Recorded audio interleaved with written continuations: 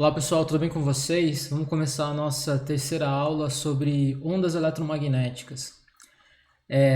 Então na aula passada nas duas aulas passadas a gente viu as equações de Maxwell, né? Depois de ver as equações de Maxwell na forma completa, né? Com a equação de Maxwell-Ampère ou a lei modificada de Ampère, a gente conseguiu reconstruir na aula passada a solução para a equação de onda que surge, né, das próprias equações de Maxwell. Então a gente viu algumas coisas que são interessantes.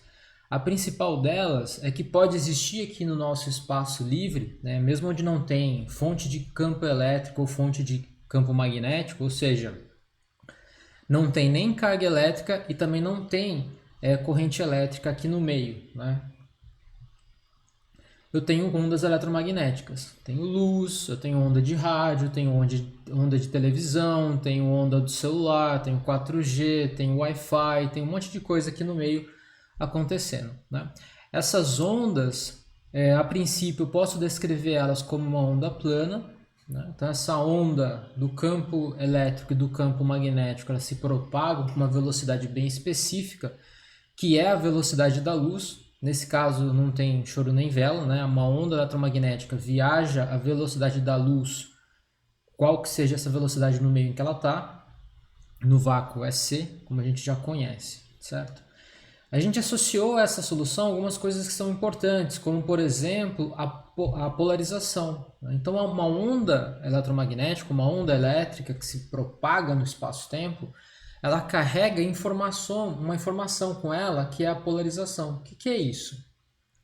A polarização como o campo elétrico é um vetor aqui no nosso referencial, esse vetor tem três componentes, que são quais? Intensidade, que é o módulo, a direção e o sentido, né? A direção e o sentido é exatamente a polarização dessa onda elétrica ou desse campo vetorial que está se propagando, tá?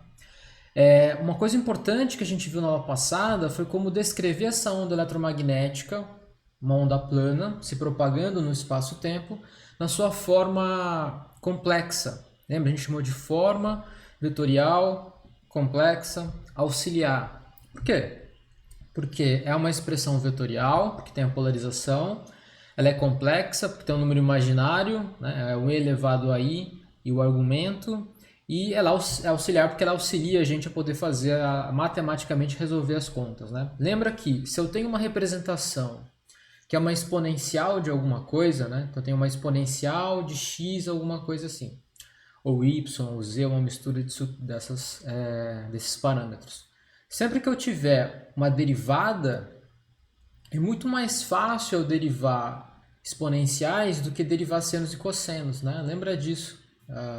Então facilita a minha vida, tá? Então, apesar de eu descrever o campo elétrico ou o campo magnético na sua forma vetorial complexa auxiliar, a parte real, né, que a gente observa no dia a dia, que a gente mede, vai ser a parte imaginária ou a parte real desse número complexo. Beleza? Bom, então só para revisar aqui rapidamente, se você foi pego de surpresa aqui, essa aqui é a nossa terceira aula sobre onda eletromagnética. As outras aulas estão aqui no canal ou no meu site www.atombrasil.com.br, sem br.com só, e lá você pode baixar também as notas de aula em PDF. Beleza? Então vamos lá. Então vamos começar da seguinte forma, tá? Eu tenho aqui, né, do lado as minhas notas de aula, que eu venho preparando já quando eu dou a aula presencial mesmo, né? E eu vou colocar algumas marcações em vermelho para que vocês possam prestar um pouco mais atenção no que eu estou mostrando, tá? Então vamos lá. Então eu tenho aqui, nessa aula em específica, eu estou descrevendo a nota de aula, que é a nota de aula número 19, tá? E ela começa nessa seção 10.9, que é onda eletromagnética estacionária, página 250. Então o que eu quero fazer aqui é mostrar para vocês o que é uma onda estacionária, nesse caso em específico, uma onda eletromagnética estacionária. Tá? Então vamos lá. O que a gente já sabe, o que a gente já descobriu até agora? Tá? Não fique assustado com tudo isso daqui que tá? Porque isso aqui são as notas, vocês podem ler com calma isso daqui depois, tá? Eu vou apontar algumas coisas aqui. Nesse caso específico, a gente já viu bastante coisa associada a isso. Então, a gente já viu, por exemplo, qual que é a solução da equação de onda, né, do D'Alembertiano, tanto do campo elétrico como do campo magnético. Aqui eu estou dando um exemplo de uma onda eletromagnética de campo elétrico. Tá vendo aqui? Ó, eu chamei de E1. Então, o E1, que é uma onda que se propaga na direção x, então ela depende de x e do tempo, com a polarização na direção y. Então ela aponta para cima e ela se propaga na direção x. Tá? Quando eu falo se aponta para cima, todo esse plano, como é uma onda plana, né, independe de y e z, todo esse plano ela tem a mesma informação. Então, em todo esse plano de fase constante, ele tem essa informação que é a polarização para cima na direção y. E todo esse plano está se movimentando para frente. Cada plano subsequente, para frente ou para trás, também tem uma informação, né? Porque eu tenho uma distribuição espacial na direção x. Legal, né? Então eu tenho minha onda se propaga na direção x, que aqui eu estou chamando de direção k, que é a própria da direção x. Lembra que k, que é o vetor de onda, me diz exatamente a direção em que a onda está se propagando. Aqui está o campo elétrico. E o campo magnético associado, a gente já viu, né? Ele tem uma polarização específica, ela não pode ser qualquer tipo de polarização. Essa polarização está na direção, nesse caso aqui, na direção z, né? Existe essa conexão porque o campo elétrico e o campo magnético eles estão conectados pelas leis de indução das equações de Maxwell. Não quer dizer que as equações de Maxwell que estão fazendo esse trabalho, né? A natureza se comporta dessa forma, as equações de Maxwell representam esse comportamento. Então, o campo magnético, que eu chamei aqui de B1, que depende de x e de t também, se propaga na direção x, tá vendo? Se propaga na direção x, e tem polarização na direção z, e tem intensidade, que é E0 sobre c no sistema internacional. Né? E a velocidade da luz, é c. Esse não tem choro nem vela, a velocidade de qualquer onda eletromagnética, que obedece às equações de Maxwell, ela sempre vai viajar à velocidade da luz. Certo? Então tá. Agora, eu faço o seguinte. Então, essa onda que eu descrevi, essa onda eletromagnética, né, que tem campo elétrico E1 e campo elétrico B1, ela se movimenta para a direita na direção x positivo. Então, você pode ver que tem menos ômega-t aqui, menos ômega-t aqui. Tá? Então, beleza. Então, eu tenho nesse espaço todo aqui uma onda plana do campo elétrico e do campo magnético que está se movimentando nessa direção. Agora eu proponho o seguinte, vamos imaginar que eu tenho uma outra onda, né, uma outra onda plana, um outro campo eletromagnético, que eu vou chamar de E2, com a mesma amplitude do campo elétrico, que se movimenta na direção oposta, se movimenta da direção da direita para a esquerda, né, ou na direção menos x. Tá? Então eu estou propondo isso. Então nesse meio que está aqui, onde não tem fonte de campo elétrico nem de carga elétrica, as fontes do campo da onda eletromagnética a gente vai discutir lá no final, na última aula do curso. Por enquanto só quero descrever a física dessas ondas. Né? O que acontece? Eu tenho uma onda vindo nessa direção e tenho uma onda vindo nessa outra direção. Como vocês viram em Física 2, comportamento ondulatório, eu tenho duas ondas que se cruzam, né, e elas têm a mesma frequência, viajam com a mesma velocidade. O que vai acontecer com essas duas ondas? Elas vão interferir. Né? Então existe um processo de interferência. Então isso é parte fundamental. Como eu estou descrevendo o campo eletromagnético, né, como uma onda matematicamente, ela está sujeito ao que vai acontecer com ondas. O que acontece com ondas? Ondas interferem construtivamente, destrutivamente, né? Eles têm aqueles processos de batimentos, então tem várias coisas que é semelhante a ondas. Tá? Então, nesse caso em específico, eu estou fazendo o seguinte, olha, eu estou chamando o E2 uma onda do campo elétrico que se movimenta agora na direção menos x. Então, esse K, que eu poderia chamar de K2 aqui, está na direção menos x. A polarização continua na mesma direção, olha, na direção y. Né? E aqui tem um mais ômega-t, porque a onda agora está vindo nessa direção. Né? O campo magnético associado, lembra, para manter a tríade, e isso sai das equações de Maxwell, o campo elétrico está para cá, magnético está para cá, agora o K está para cá. Né? Então o B, que é o campo magnético associado a essa onda eletromagnética, obrigatoriamente tem que estar na direção menos Z. Tá vendo aqui, ó? Menos Z. Né? Aqui é o meu sistema de coordenadas, x, y e z, mesma coisa que aqui. O sistema de coordenadas não muda. Na direção menos z e kx mais ωt.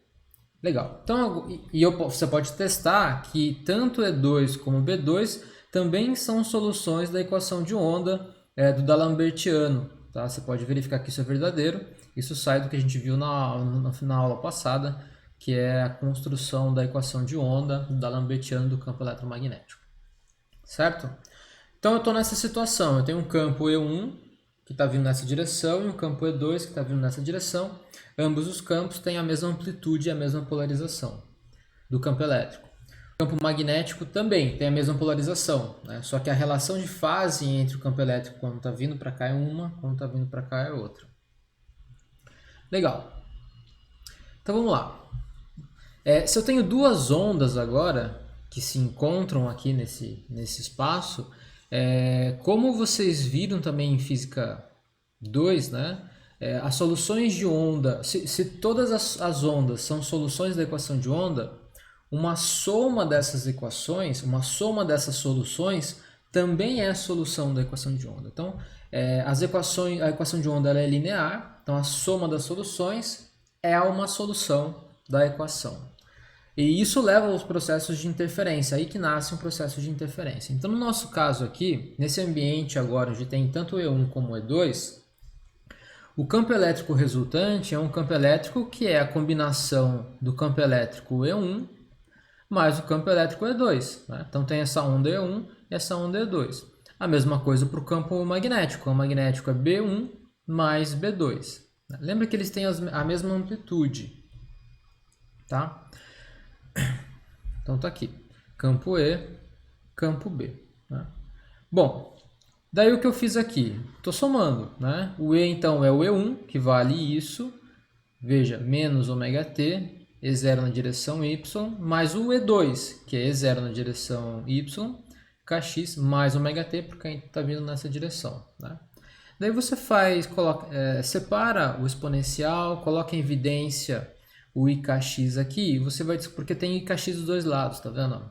Vai dar E0y, chapéu, e ikx em evidência, e elevado a iωt mais e elevado a menos iωt. Agora, essa expressão aqui, ó, deixa eu tirar isso aqui, essa expressão e iωt menos iωt, eu posso melhorar ela um pouquinho, né? Como é uma soma de duas exponenciais complexas, e se você lembrar que cosseno de θ, né, trigonometria mesmo, pela relação de Euler, né, é e elevado a iθ mais e elevado a menos iθ sobre 2, então eu posso reescrever esse termo como 2 cosseno de ωt. Né? Então o campo elétrico resultante ele vale 2E0 cosseno de ωt na direção y e elevado a ikx. Tá? Beleza, então aí está a forma complexa do campo elétrico. Só que para a gente, o que interessa fisicamente ou é a parte real ou é a parte imaginária. Eu vou pegar aqui a parte real. Tá?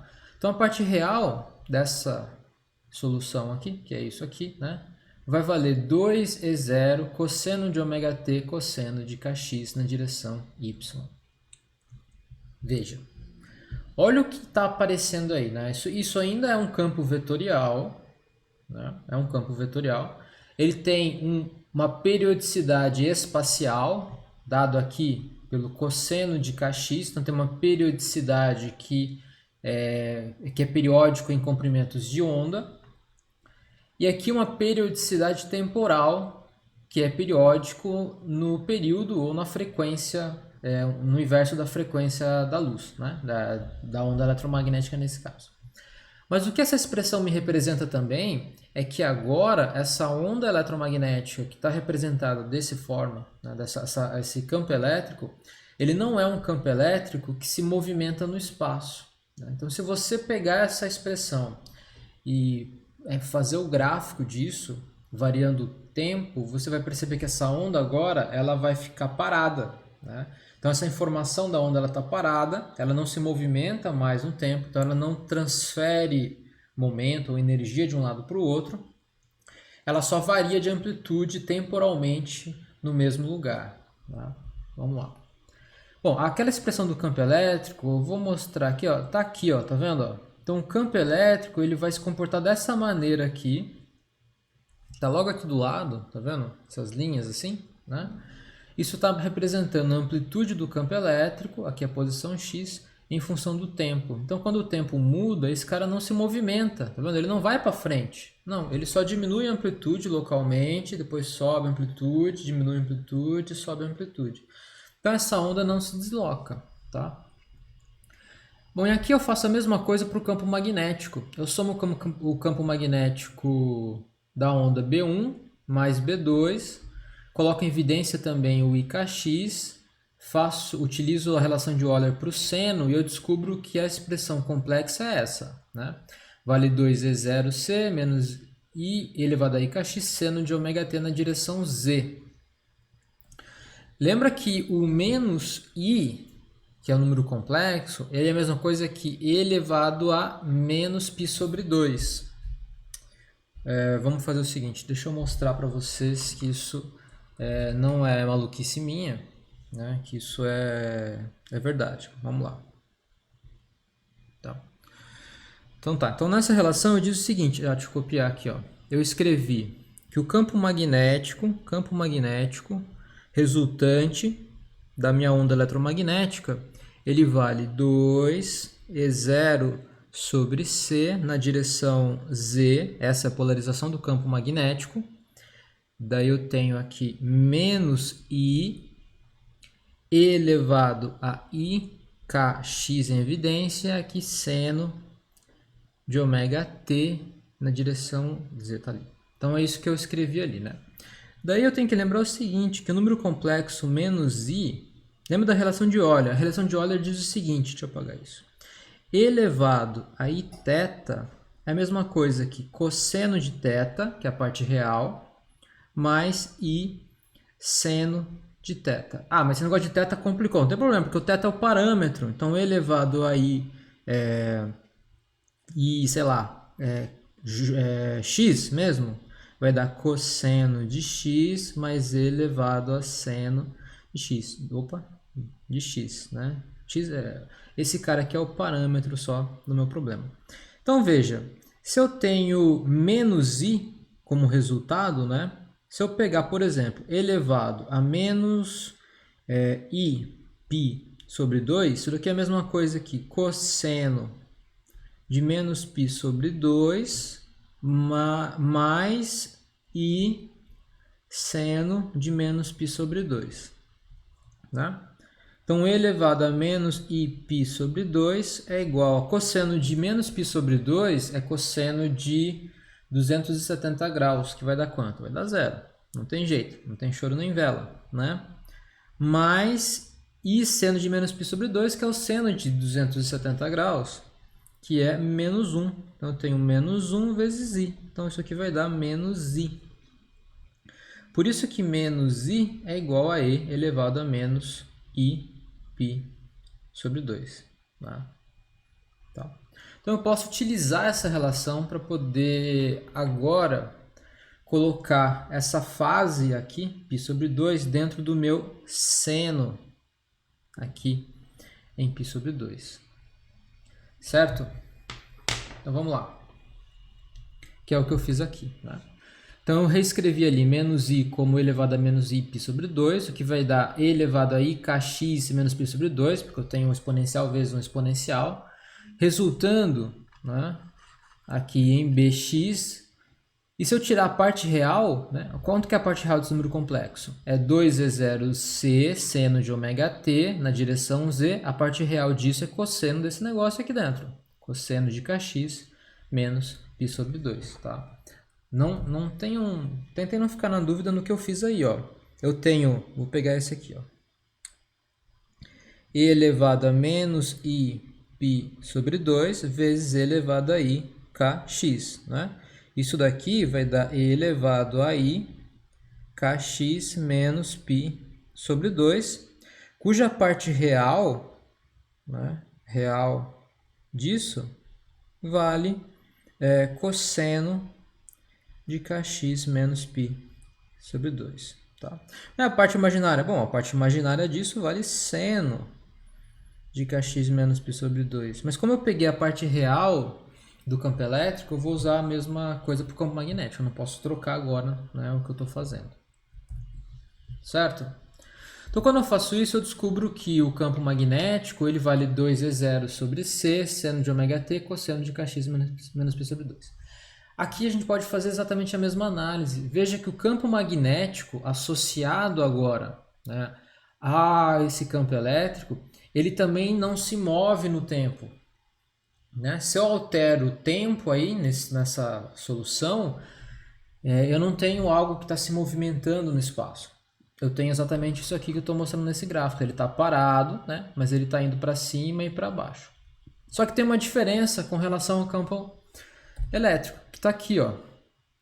Esse é o campo elétrico e esse é o campo magnético. Né? Então, ambos, o campo elétrico e o campo magnético agora, eles não são mais ondas eletromagnéticas que se propagam no espaço-tempo. São apenas campos eletromagnéticos que oscilam no mesmo lugar. Né? Essas ondas são chamadas de ondas estacionárias. É como se eu pegasse uma cordinha, né, e eu ficasse oscilando essa cordinha no mesmo ponto. Eu não tenho uma cordinha agora para fazer isso. Vamos pegar aqui. Dá para ver? Tem uma cordinha. Né? Essa cordinha está oscilando para cima e para baixo no mesmo ponto. Né? É o que está acontecendo. Só que tem uma diferença, essa diferença é fundamental. Né? Não é tão fácil de encontrar um livro que trate essa diferença de forma tão explícita. Olha a diferença. O campo elétrico, está nesse meu desenho aqui, né, que eu tentei fazer em 3 dimensões para compreender, e no final ele meio que confunde um pouco, mas vamos tentar, né, explorar esse desenho que eu fiz. Lembra que quando eu desenho a onda dessa forma, ó, aqui eu estou representando o campo elétrico. Né? Isso quer dizer que nesse plano todo, ou seja, em todo o plano aqui, Y e Z, em todo o plano, o campo elétrico aponta para cima, e com essa intensidade. Né? Em todo o plano posterior ou anterior, ele tem outros valores, mas com a mesma polarização. Né? Nesse plano aqui, ele está apontando para baixo, então todo o plano tem essa informação. Então veja que esse desenho, ele não diz toda a história, né? Eu tenho que agora pensar e elaborar agora que todo esse plano do campo elétrico é a representação completa.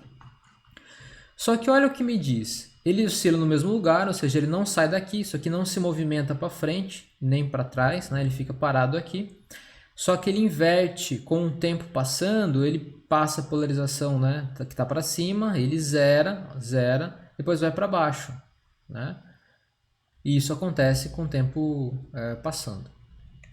Agora, o campo magnético, ele acontece a mesma coisa, né? Ele aumenta, diminui, aumenta, diminui, aumenta, diminui. A polarização faz 90 graus com a polarização do campo elétrico.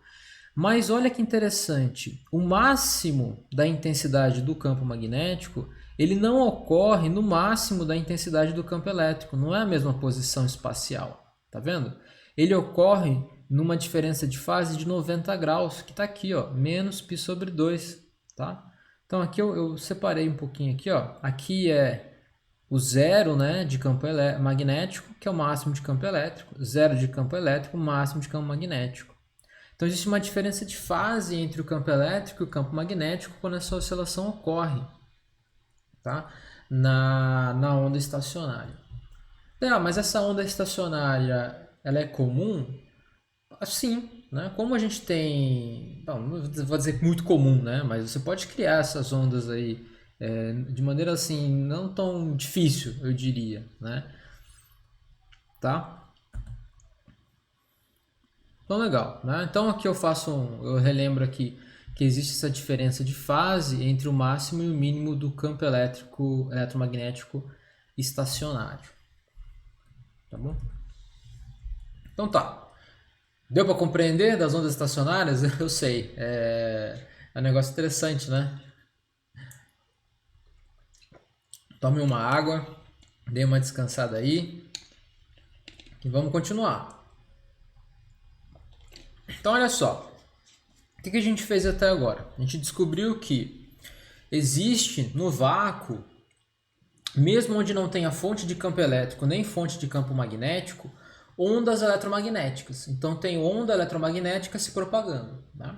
Então, quando o satélite da NASA se comunica com a Estação Espacial Internacional, entre a fonte da comunicação, que é o satélite, ou a estação espacial, não tem nada, tem vácuo lá, certo?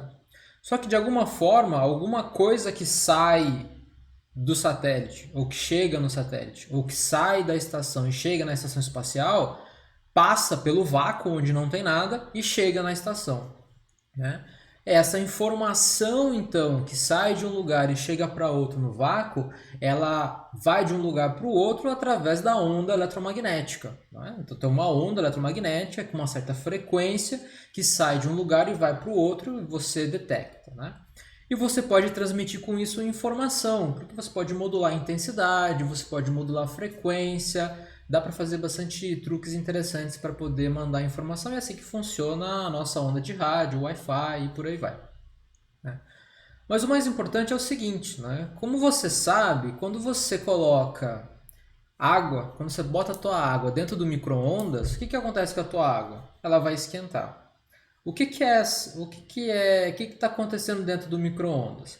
Você tem onda eletromagnética sendo gerada, né, por um equipamento, que é o magnetron, né? Ele gera esse campo eletromagnético através de alguma forma. Nesse caso é como se fosse uma antena lá dentro, a gente vai ver isso no final do curso, né?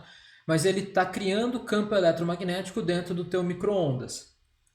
Esse campo eletromagnético ele tem uma certa intensidade, uma certa frequência, mas ele se propaga com a velocidade da luz lá dentro do teu micro-ondas. Se não tiver nada lá dentro, nada vai acontecer, né? O detalhe é que aquela onda que ele cria, ela não escapa do micro-ondas, né? E por que ela não escapa, a gente pode comentar depois também. Mas lá dentro do micro-ondas, se você tem um pouco de água, uma garrafa de água, essa garrafa de água vai esquentar, certo? Então, olha, energia elétrica está sendo convertida em onda eletromagnética que, quando atinge a água, esquenta essa água. Se esquenta essa água, eu estou transferindo energia para essa água. Então, a energia associada ao campo eletromagnético é transferida à água, né? E o processo de transferência de energia é um processo de transferência associado algo como se fosse um atrito, né, do campo elétrico com as moléculas de água. Mas a gente, quem sabe, dá para comentar isso mais tarde, tá? Mas o importante é o seguinte, né? Existe, então, uma energia associada ao campo eletromagnético. Então, o campo elétrico e o campo magnético da onda eletromagnética, ela transporta energia. Ela não tem massa, tá? Não tem transporte de massa, mas ela tem energia sendo transportada de um lugar para outro lugar, tá? A gente já viu isso também em Física 3, eu quero relembrar aqui para poder discutir uma coisa mais fundamental com relação à onda eletromagnética, que é o vetor de Poynting, tá? Ou o fluxo de energia que a onda eletromagnética transporta. Existe todo um teorema associado a esse fluxo de energia. Então, vamos lá. Então, na seção, essa é a página 251, seção 10.10, tá aqui, ó. Transporte de energia por ondas eletromagnéticas, MIE e MIMI. Lembra que esse MIE, eu também já falei disso em Física 3, tá nas minhas notas, né? Procurem no meu site, vocês vão encontrar, lá tem um áudio também explicando isso, né? Tá associado à densidade de energia associada ao campo elétrico. Só que naquele caso, né, lembra que tudo era estático, não tinha nada se movimentando, não tinha onda eletromagnética, eu tinha campo elétrico, eu tinha campo magnético. Então tem uma densidade de energia associada ao campo elétrico, que eu chamei de MIE, e uma densidade de energia associada ao campo magnético, que eu chamei de MIM, né? Aqui eu faço uma relembração, se essa palavra existe eu não sei, mas eu tenho aqui então, né, a energia total armazenada dentro de um capacitor. Isso aqui estou fazendo uma lembrança de Física 3. É igual a ε0 sobre 2 integral de E quadrado dV. Lembra que o E quadrado é o produto escalar entre E vezes Z, certo? Ah, mas como que você chegou nessa solução? Cara, eu estou jogando essa expressão aqui, mas essa construção de toda a parte teórica de como essa expressão é verdadeira vem de quanto energia eu gasto para carregar uma carga de um lado ao outro do capacitor, né? Eu fiz isso nas aulas de Física 3, então eu estou utilizando esse resultado. A mesma coisa para o campo magnético mais tarde, né? Mas eu posso notar o seguinte, que se essa expressão para energia, então U aqui é energia, é igual a esse negócio aqui do lado, né? Que é uma integral de volume, eu posso colocar ε0 sobre 2 dentro da integral, porque é uma constante. Se eu estou integrando no volume isso dá energia, é porque essa quantidade aqui é a densidade volumétrica de energia, né? Então, μe, aqui é um E, tá? No MC, μe é ε0 quadrado sobre 2 no sistema internacional, tem que ficar claro, porque se for no sistema gaussiano de unidades, isso aqui não tem ε0. Essa é a densidade volumétrica de energia. Tá? A mesma coisa para o campo magnético, né? Então eu posso carregar um indutor com campo magnético, ele armazena uma certa quantidade de energia na forma de campo magnético no seu volume. A quantidade de energia que eu gasto para poder fazer isso, para carregar o indutor, vale 1 sobre 2μ0 integral de b quadrado dv. Lembrando que b quadrado é produto escalar entre b e b, mesma coisa com e quadrado, né? De novo, isso aqui também, né? Eu provo isso em Física 3, quando eu falo de energia em indutores. Eu noto que eu posso colocar também 1 sobre 2μ0 dentro da integral, e eu tenho μm, que é a densidade volumétrica de energia associada ao campo magnético, que é o que eu escrevo aqui, né? Você pode verificar a unidade. Verifica a unidade. No sistema internacional, essa unidade é de Joule, que é energia, né? Energia é medida em Joule. Joule, que é Newton vezes metro, força vezes deslocamento, unidade de trabalho, dividido por metro cúbico, unidade de volume, no sistema internacional. Então, é uma energia por unidade de volume. Se eu integrar no espaço todo, eu tenho energia, né? E aqui eu também boto aqui algumas coisas interessantes, só para relembrar. A energia do capacitor, né, que é Q quadrado sobre 2C, carga total nas placas sobre 2 vezes a capacitância, ou VC quadrado, V quadrado C sobre 2. Né? E energia do solenoide, que é Li quadrado sobre 2, que é a energia associada ao campo magnético armazenada no solenoide, no indutor, onde L é a indutância e é corrente dividido por 2. Tá? Só para lembrar, tá aqui. Tá? Legal. Então quer dizer que a onda eletromagnética, composta por uma componente elétrica e uma componente magnética, formando uma tríade, com a propagação na direção da tríade, né? Resultado do produto vetorial, ele carrega para cada ponto do espaço uma densidade de energia. Então, energia é efetivamente transmitida como uma onda eletromagnética.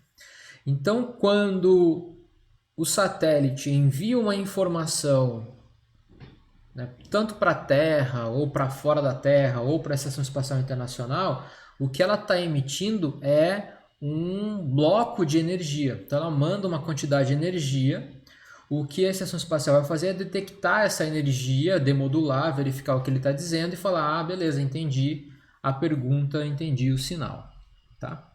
Então, o campo eletromagnético, ele é uma certa quantidade de energia que viaja com uma velocidade específica, que é a velocidade da luz. Né? Então, quando eu mando o meu sinal daqui para lá, a velocidade com que esse sinal ou essa densidade de energia se propaga no espaço-tempo é com a velocidade da luz no nosso referencial.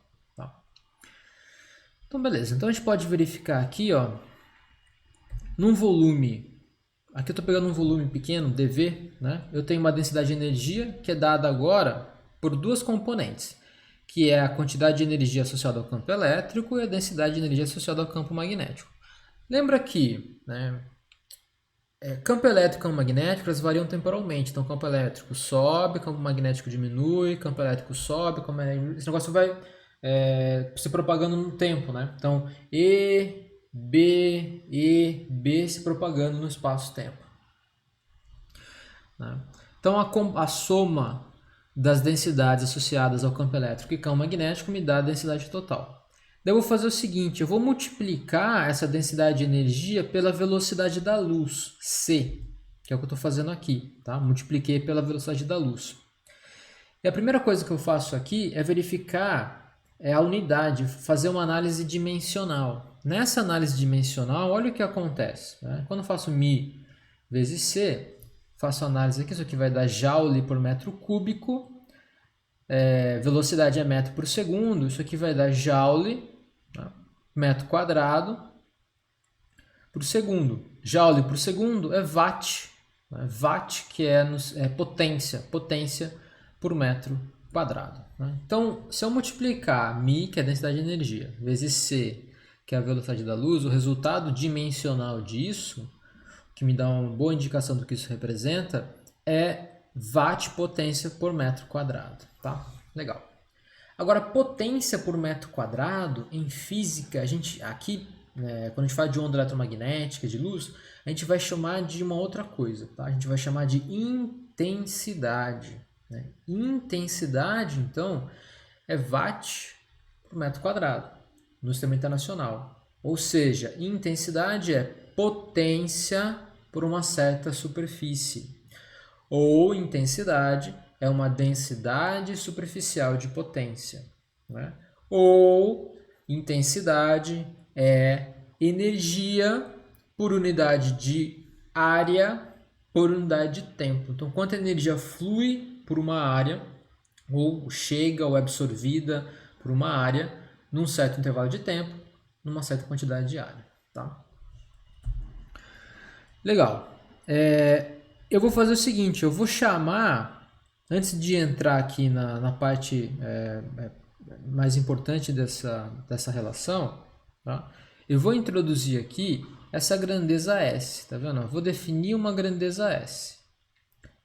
S, que é um escalar, por enquanto é um escalar, tá? Então eu tenho aqui uma grandeza que eu vou chamar de S. Eu estou chamando de S porque S é o que a maioria dos livros chama essa quantidade, essa grandeza, tá? E o que é S? Olha, S é a taxa média, então existe uma média ou temporal ou espacial, né? Com que a energia associada à propagação da onda eletromagnética flui por unidade de tempo, por unidade de área, na direção de propagação da onda eletromagnética. Tá?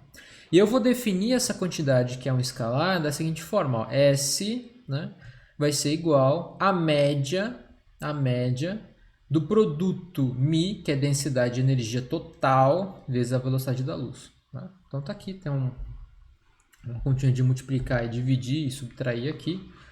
Né? Isso aqui vai dar a média de ε0 quadrado c sobre 2 mais e quadrado c sobre c. Lembra que b, eu posso escrever b aqui, ó, b em função do e, né? Porque ele é e sobre c. Tá? Então tá. Aí tem um pouquinho de conta ali, você vai descobrir o seguinte, olha só. O meu S, que é o que eu defini ali, como uma taxa, vou repetir.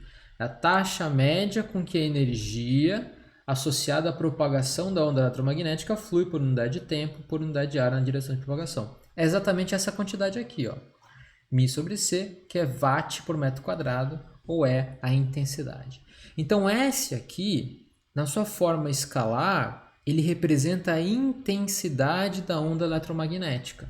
Né? E ele vale isso daqui, ó. Vale C ε0 e quadrado, média desse negócio aqui. Média temporal ou média espacial, dependendo da média que eu vou fazer. Então, é a densidade superficial de potência média. Tá? Beleza. O que falta eu fazer agora? Falta eu descobrir quanto vale essa informação, por exemplo, para uma onda eletromagnética plana que se propaga no espaço. Só que agora tem que tomar um certo cuidado, porque olha só, se eu utilizo, né, a forma complexa E, que é igual a polarização, E kx menos ωt. E a pergunta é quanto vale S, quanto vale essa intensidade, né? E lembrando que e quadrado é produto escalar entre e, eu estou fazendo aqui algo um pouco ingênuo, tá vendo? Ingenuamente eu estou fazendo essa conta. E escalar e. Se eu faço e escalar e, eu vou ter isso aqui, ó. Vou ter e0 quadrado, 2e elevado a 2i, kx menos ômega t, né? E quadrado é igual a e0 quadrado, e elevado a 2i kx, se eu considerar num tempo zero. Então, estou pegando um tempo específico e eu vou fazer a média espacial dessa onda para um certo tempo. Ou eu faço diferente, eu pego para x específico e faço a média temporal num período, né? Posso fazer isso também. Só que se eu faço isso, né? Então coloco aqui, coloco na média temporal. Lembra que média temporal, ó, média temporal de e quadrado, né? Ele vale integral de e quadrado, que é isso aqui tudo, né? Integrado no intervalo do período, ou de vários períodos, 0 sobre lambda, que é o período espacial da onda, dividido por lambda, que é o período. Então essa é a forma de eu calcular médias periódicas, ou médias de funções que são periódicas. Bom, isso confundiu, mas a gente já viu isso bastante em Física 3 também, tá? Lembra o seguinte, quando eu vou calcular a média temporal, por exemplo, de uma função, né? Essa função é uma função, pode ser periódica ou não, mas isso vai influenciar no resultado, né? Vamos dizer que ela é periódica, então essa função aqui ela é algo desse tipo, né? Eu tenho aqui o tempo passando, e aqui é o f de t, o f de t, e daí essa expressão ela é periódica com um certo período aqui, né, no tempo. Então, se eu quero calcular a média desse negócio, a média ela vale integral de 0 até... Eu posso colocar aqui n períodos, se eu quiser, da função, né, dt dividido por n períodos, né? Como fazer n períodos ou um período só não importa, vai dar o mesmo resultado, então isso aqui é 1 sobre o período da integral do f de t dt de 0 até o período. Tá? Então essa é a média temporal. No nosso caso, eu escolhi fazer a média espacial, ou seja, na nossa expressão eu tenho elevado a i kx menos ômega t. Né? Eu pego no tempo igual a 0, então estou tirando uma foto no tempo igual a 0 e faço a média espacial. Veja, kx é 2π sobre lambda x. Né? Então eu tenho aqui uma periodicidade espacial dada pelo lambda. Então a minha média, então é a mesma coisa, só que eu troco o tempo pela posição. Então a média temporal de algo que depende espacialmente ou que é periódico no espaço vai ser 1 sobre também n períodos espaciais, integrado de 0 até n períodos espaciais, f de x dx. Né? Também no nosso caso aqui não importa ser um período ou ser mais períodos, não vai fazer diferença. Então vai integral de 0 até lambda f de x dx. Né? Então essa é a conta que eu fiz, que é a conta que a gente tem que fazer mesmo. Né? Agora, se eu faço essa conta do jeito que eu fiz aqui, você pode verificar aqui, né? Isso aqui vai dar 0. Né? Ou seja, a intensidade é nula. Mas a gente sabe que isso não é verdade. E isso não é verdade porque eu estou utilizando aqui uma forma ingênua de fazer essa conta. Eu utilizei várias coisas que eu conheço, mas eu usei a forma do campo elétrico na forma complexa. Lembra o seguinte, né, que é o que eu venho comentando em algumas aulas. Essa forma complexa ela é auxiliar, ela não me dá uma resposta real. A resposta real é quanto? Olha, a resposta real é a parte real ou a parte imaginária dessa onda. Tá? Então, para isso, eu tenho que utilizar a parte real ou a parte imaginária da onda, que é o que eu faço aqui. Ó. Pego a parte real ou a parte imaginária. Nesse caso, aqui em específico, eu escolhi a parte real. Desculpa, escolhi a parte imaginária. Então, beleza, escolhi a parte imaginária. Tá aqui, ó. Pego a parte imaginária da onda, que vai dar E0y seno de kx menos ômega t. Faço a mesma coisa para tempo igual a 0. Faço a minha média espacial no intervalo. E agora sim, isso não dá de 0. Isso aqui vai dar E0 quadrado sobre 2. Agora sim. Beleza, então agora eu estou utilizando isso, né? Se eu quisesse utilizar a forma complexa, eu posso? Pode, né? Tem muito livro que usa isso, né? Inclusive em Teoria Eletromagnética 2, que a gente vê na 7ª fase do curso de Física, eu faço isso usando a forma complexa, mas daí eu tenho que tomar bastante cuidado como eu descrevo a própria grandeza S, né? Nesse caso aqui, tá? Então tem que tomar ser um pouco mais cuidadoso na interpretação das equações. Então olha só, a minha intensidade S vale C epsilon 0 E0 quadrado sobre 2. Essa é a minha intensidade média que chega numa certa superfície ou que cruza uma certa área, né, do espaço. Bom, eu posso brincar um pouquinho com essas constantes, lembrando que o E0 é a amplitude máxima do campo elétrico, né? Amplitude máxima do campo elétrico. Eu posso reescrever isso como raiz quadrada de epsilon 0 sobre μ0 vezes a média do E quadrado, né? O raiz quadrada de epsilon 0 sobre μ0 ele tem um valor que vale 1 sobre 377 ohm a menos 1. Isso às vezes é chamado de impedância do campo elétrico. Tá? Bom, enfim, eu tenho essas expressões aí que agora eu posso utilizar para calcular quanto de energia flui com o campo elétrico, né, ao longo de sua propagação, ou quanto de energia sai de um satélite e chega até a estação espacial na forma de uma onda plana, nesse caso. Tá? Beleza, então estamos chegando lá. Tá? Então o que a gente viu até agora foi o seguinte, olha, eu tenho uma onda eletromagnética, essa onda eletromagnética ela tem uma componente que é o campo elétrico, uma componente que é o campo magnético. Eu estou representando essas ondas aqui como ondas planas. Necessariamente são ondas planas? Não. Mas a onda plana é uma solução geral para todo tipo de onda, eletromagnética especificamente também, né? Mas eu posso reconstruir qualquer outro formato de onda a partir das ondas planas. As ondas planas elas formam uma base em que eu posso decompor e somar com o coeficiente correto para ter o resultado final que eu espero, né? Eu posso reconstruir. Tá? Legal. O que eu quero fazer agora com vocês é descrever o que acontece com essa onda eletromagnética fisicamente quando ela colide, vamos dizer assim, ela colide com algumas coisas. Tá? Então eu quero ver aqui algumas propriedades dessas ondas eletromagnéticas. Eu quero discutir isso do ponto de vista clássico, então vou comentar talvez o que acontece quanticamente, mas do ponto de vista clássico, o que a gente observa. Tá? Então, do ponto de vista clássico, eu vou colocar aqui 3 interações básicas, né, dessa energia do campo elétrico. A primeira delas é a reflexão da onda. Vejam, quando eu tenho um espelho, então aqui eu tenho um espelho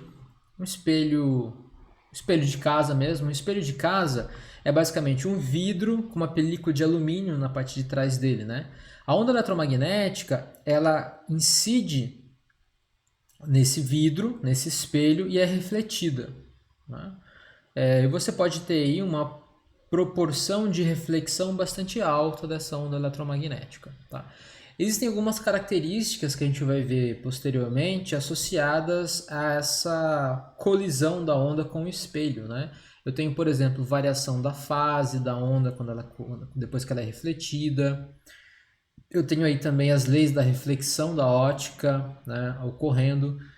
Tudo isso que ocorre na natureza a gente pode codificar utilizando as equações de Maxwell e utilizando as condições de contorno que também saem das equações de Maxwell para poder descrever o comportamento do campo elétrico, o comportamento do campo magnético nesse caso. Tá? Aqui eu botei o campo elétrico com uma certa polarização, né? Ele vai incidir aqui. Note que eu botei uma setinha indicando a direção de propagação, que é a direção de K, se propagando aqui e sendo refletido. Né? Isso. A outra coisa que eu posso ter é a absorção. Né? Então, ao invés de eu ter... Note que na reflexão, no espelho, eu tenho vidro e tenho alumínio, que é um material condutor. Então, isso está associado aos processos de reflexão. O material condutor tem elétrons livres, né? E a gente só sabe que elétrons livres, na presença de campo elétrico, né, eles se deslocam, se movem. Tá? Bom, e elétron, ou carga elétrica, que se movimenta com certa aceleração emite radiação. Lembrem-se disso, tá? Absorção. Imagina que eu tenho aqui um pedaço de borracha ou um pedaço de pano preto. Eu tenho aqui um paninho preto, né? Tá vendo? A onda eletromagnética da luz, das lâmpadas que estão aqui à minha volta, estão batendo aqui. Mas esse pano, em sua maioria, é preto, né? Você consegue ver ele, tá? Você consegue ver alguma coisinha sendo refletida dele, alguma luz sendo refletida dele. Então, parte da luz que está batendo aqui, parte da onda eletromagnética que está batendo nesse pano, está sendo refletida, né? Mas parte não está, por isso que está preto, certo? Por isso que está preto. Essa onda que não está sendo refletida, ela está sendo absorvida pelo pano, né? Então, se eu deixar esse pano aqui por um bom tempo, esse negócio vai esquentar, né?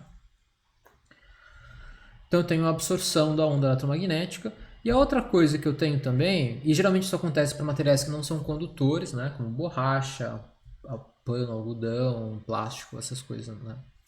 A outra coisa que acontece é a refração. A refração é quando a onda eletromagnética ela passa de um meio para um outro meio. Nesse caso aqui eu posso ter um vidro, uma água, um polímero, um cristal, que é transparente ou semi-transparente. Então essa onda ela passa de um meio para o outro, se propaga no meio com uma certa modificações de suas propriedades. Tá? Então isso a gente chama de processo de refração, tá? Do material transparente.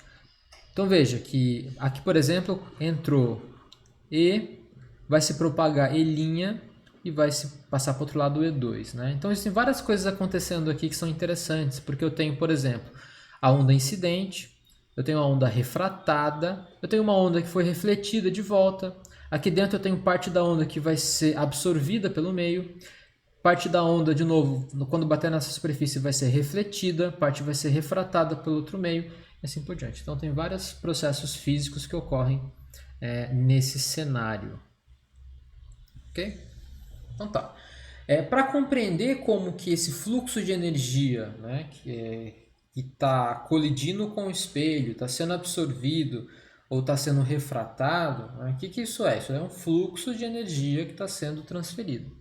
Eu quero compreender um pouquinho melhor com vocês agora como que eu vou representar esse fluxo de energia, esse fluxo do campo eletromagnético se propagando de uma maneira com formalismo um pouquinho melhor, tá? Lembrem que o que eu fiz até agora foi definir uma quantidade que é escalar, que foi o S, né? Que também é chamado de intensidade, porque ele representa a média da quantidade de energia por unidade de tempo por unidade de área, né? Ou potência por unidade de área. Então isso também é intensidade. Eu tenho essa quantidade. E o S vale quanto? Vale C, ε0, média temporal, ao quadrado. A gente já calculou isso para uma onda plana. Vamos melhorar um pouquinho mais isso, tá? Então aqui eu tenho nessa página, que é a página 254, a definição do que a gente vai chamar de vetor de Poynting, né? Da densidade superficial de potência média de um campo arbitrário. Então, densidade superficial de potência é a própria intensidade, né? Só que eu estou chamando agora S, que é a intensidade, eu estou chamando de o módulo ou a quantidade, né, de intensidade de um vetor, e esse vetor eu vou chamar de vetor de Poynting, tá?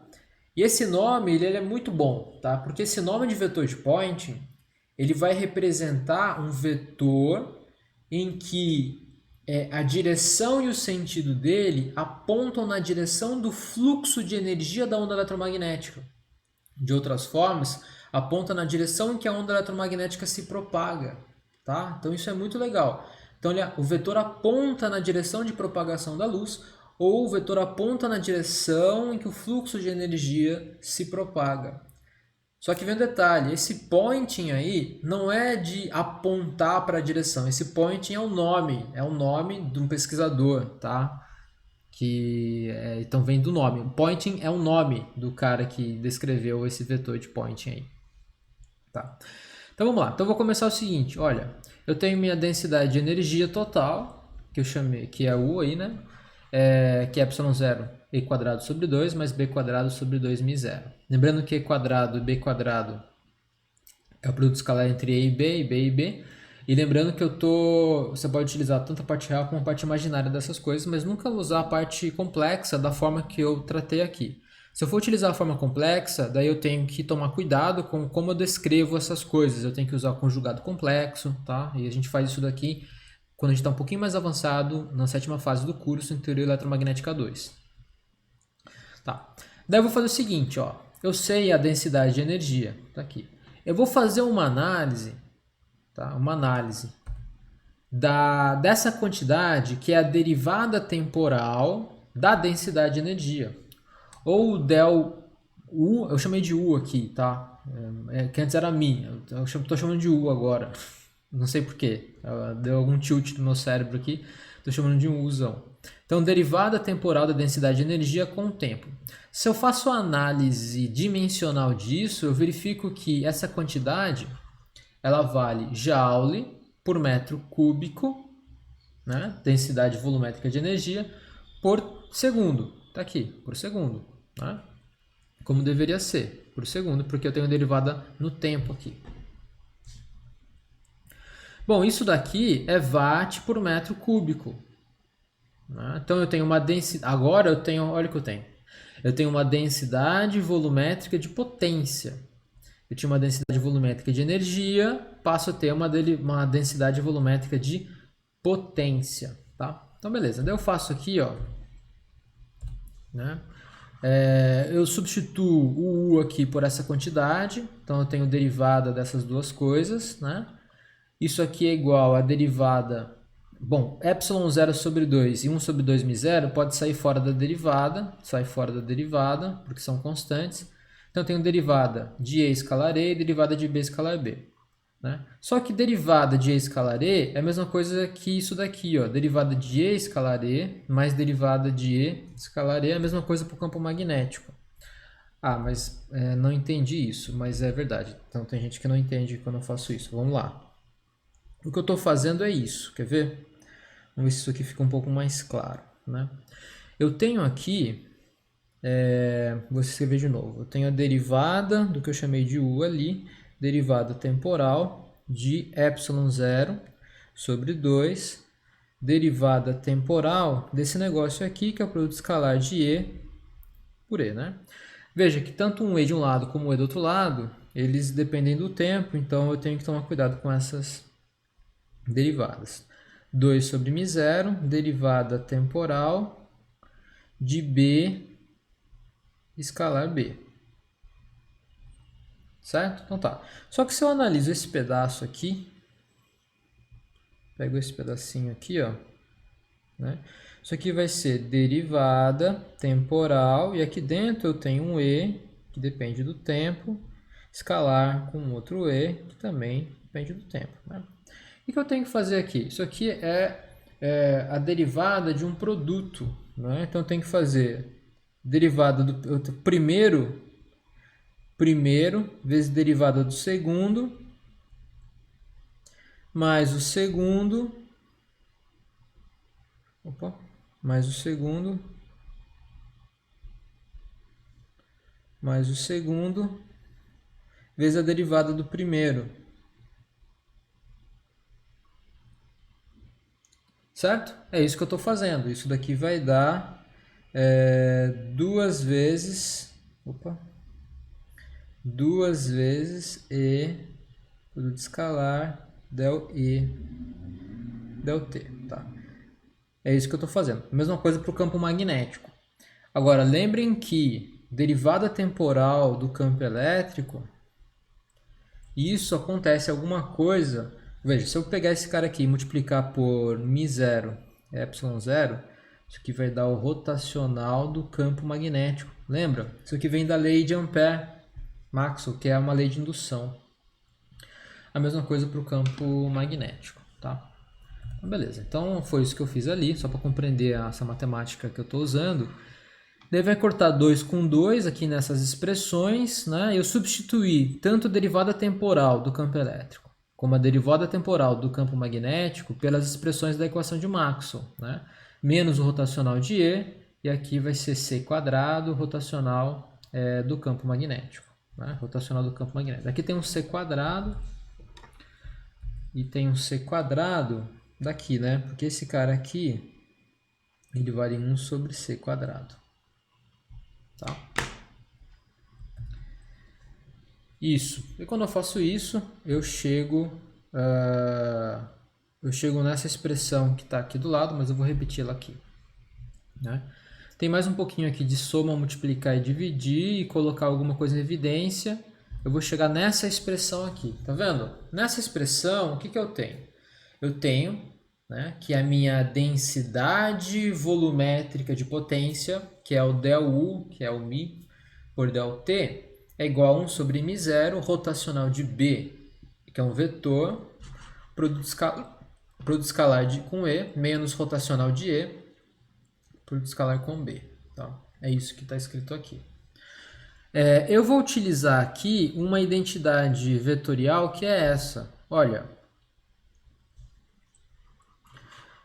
se eu pegar o produto vetorial entre C e D, que são dois campos vetoriais, e eu tirar ou aplicar aqui um operador divergente, eu vou ter o divergente do produto vetorial entre C e D. Isso daqui é a mesma coisa que rotacional de C escalar D menos rotacional de D escalar C. Veja que essa expressão ela é muito parecida com o que está aqui dentro, né?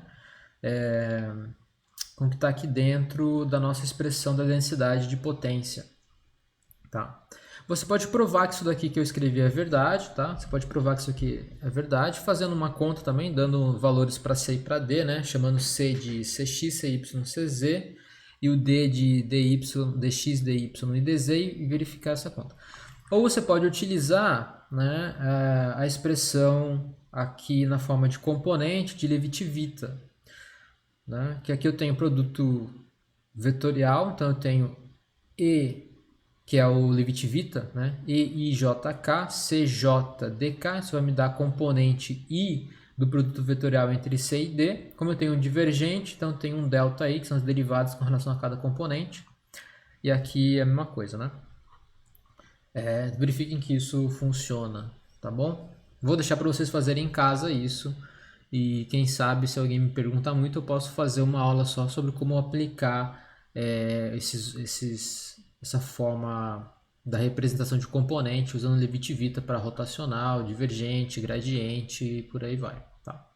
Bom, mas com isso, olha o que acontece. Eu resumo todo esse negócio aqui nessa expressão, que é o divergente do produto vetorial entre B e E. Tá? Daqui para cá, eu troquei, né? Troquei, em vez de B e E, eu escrevo E e B. Quando eu troco, né, o produto vetorial AB por BA, eu inverto o sinal, isso vai dar o mesmo resultado. Então fica menos um μ0 rotacional, divergente de EB. Né? Reescrevo aqui embaixo. Então o que eu descobri foi isso aqui, ó. Passei o μ0 para dentro, aqui, né? Porque é uma constante, eu posso trocar dentro das derivadas. Então eu tenho que derivada temporal da densidade de energia, que é a densidade volumétrica de energia, é igual a menos o divergente desse negócio aqui, que é o produto escalar E, campo elétrico, e B de uma onda eletromagnética, dividido por μ0. Tá?